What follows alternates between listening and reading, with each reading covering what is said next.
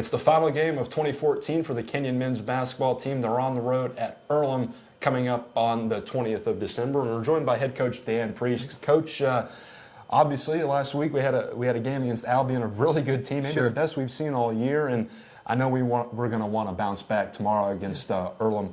Looking back a week ago, what did you make of that Albion squad, which I thought had some really good guards that pressured us a great deal, that really slowed down our offense? Yeah, absolutely. They were, I thought, very good. As good a team as we played. Ohio Wesleyan was very good, but I almost thought Albion was the best team we played.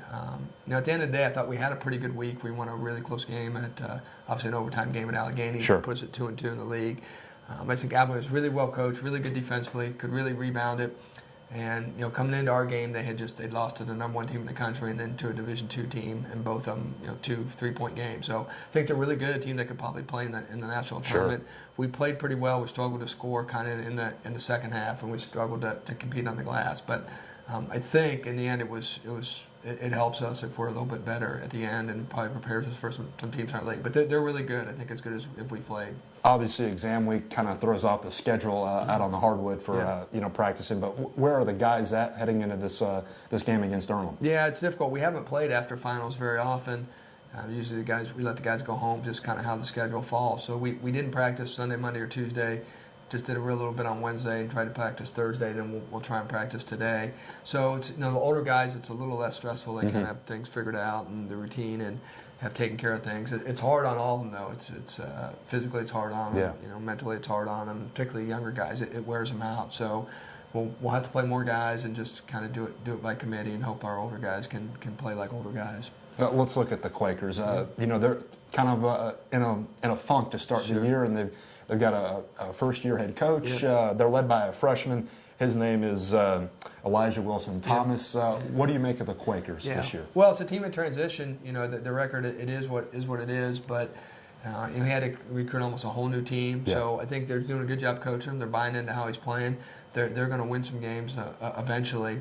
And he's got him playing really slow and keeping the games close. Not shooting quick. So there's not a lot of possessions. So a lot of games in the 50s. So every possession matters. So they're going to win. And like I said, I think they're probably getting better because they're doing what he wants them to do and buying in. But I knew they'd have some struggles when he basically had to start from scratch.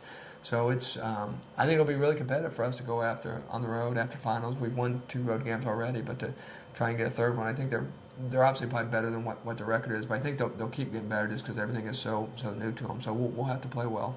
One player I want to mention, Cooper Handelsman, the NCAC Player of the Week just this past week, and I talked to him a week ago in the Student Athlete Spotlight, and him and Tim have formed a nice little duo. And I know Tim had an off game against Allegheny and bounced back. But what do you see out of those two guys, specifically Cooper, in leading us in the backcourt? Sure, was happy for Cooper because he's worked at his game. He's improved. He played significant amount as a freshman sophomore, but never was really the guy and didn't really become a full-time starter until the end of his junior year. So he's worked at it. He's a gym rat. He puts a lot of time in the gym, put a lot of time in the weight room, and as has Tim. And they've kind of evolved into a really good, I think, in our league. Say I'd compare him with other people, but certainly as good as other guard tandems, I think, in our league. But it hasn't come by chance. He's worked at it. He's earned it. I was happy for him. The Player of the Week thing he deserved it. Tim's probably been in the running and probably will be in the running at some other time too. But they've kind of learned how to play together, and both of them have some toughness to them. But both of them have really improved and put the time in. So it was nice to see. I want to go out a little bit. You just mentioned the conference, and after Ohio Wesleyan, who's 4-0 in the conference play, 8-1 overall, things seem to be a little bit jumbled. A couple teams with a couple losses. That 4 through 5 mix is really tight. What have you made out of the conference this year? I haven't seen everyone obviously, but Worcester's obviously really, really good.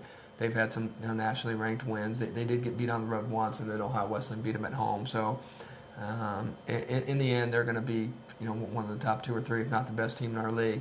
So after that, it is a little bit different for some of the teams that got picked at the top. Wittenberg and DePaul are not at the top right now. I would think they will start getting things turned around. Wittenberg did win their last conference game, so I would think that they'll eventually get back there into the mix. Some teams that haven't been near the top of our league are playing much better. Allegheny is much better. Hiram has improved. Oberlin has 2 really good conference wins. They've beaten Wittenberg. They've beaten DePaul. So I think that whole group of people in there, Dennison has really improved, is 6-3, I think. So I think the middle part of our league is probably much, much better. I don't know if we have right now. In the past, we've had 3 or 4 nationally ranked teams. I don't know if we have that now, maybe just 2. But I think that kind of 3 through 7 group is vastly improved, or 3 through 10, really. All right, Coach. Again, our final game against Earlham. Yeah. What are going to be the keys for us to close out the year Well, strong? our energy level and kind of where we are mentally, if our guys are focused on the moment and, have got through this finals time and are thinking about what's going on that day. And hopefully, again, we've had really good senior leadership. Mm-hmm. Hopefully our older guys will carry us. But just kind of our energy level, our focus level of how hard we play and how much we can execute and kind of grind things out and get some contributions from a lot of different guys. Because, we have some guys that haven't really practiced at all this week. So I don't know if we can play guys long stretches of minutes. So get contribution from a lot of guys. All right, Coach. I want to thank you for your time. Good luck at Earlham, and we'll see you in 2015. Thank you. Happy holidays. That was head coach Dan Priest. Another installment of the Dan Priest Show. The final one of 2014 will be back, in early January after the Blue Jay Invitational when the Lords travel out to Baltimore to play at Johns Hopkins. For the head coach, I'm Clayton Coffin. We'll see you in 2015.